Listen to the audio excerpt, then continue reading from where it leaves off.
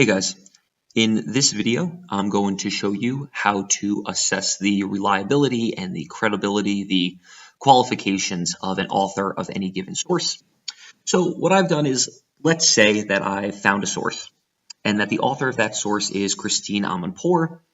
Well, what I would do is I would simply type her name, the journalist's name, the author's name, into a Google search bar. Having typed the name in, I'm going to get a series of results.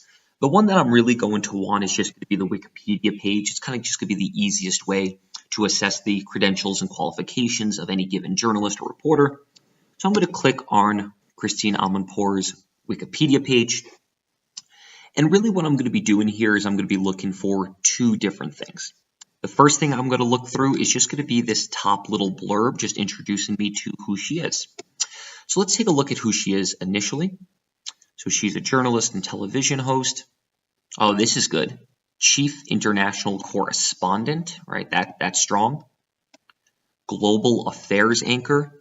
That seems strong as well.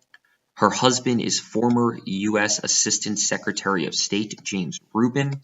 That just tells me that she surrounds herself with other good and, intelligent people, good, reliable people.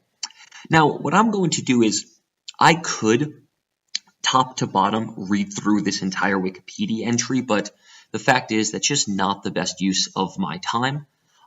So instead what I'm going to do is I'm going to look here in this section, this contents area, and I'm going to look for one of two things. I'm either going to look for controversy or I'm going to look for awards and recognition. So what I see here is awards and recognition.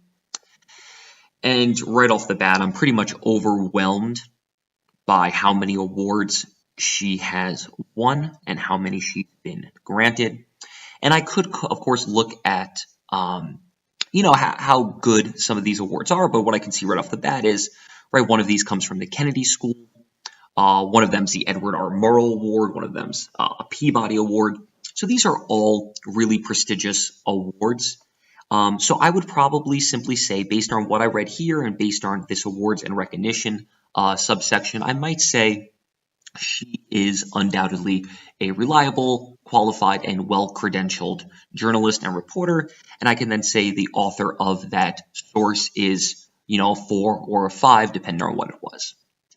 Now, I'm going to just juxtapose that by taking a look at Brian Williams.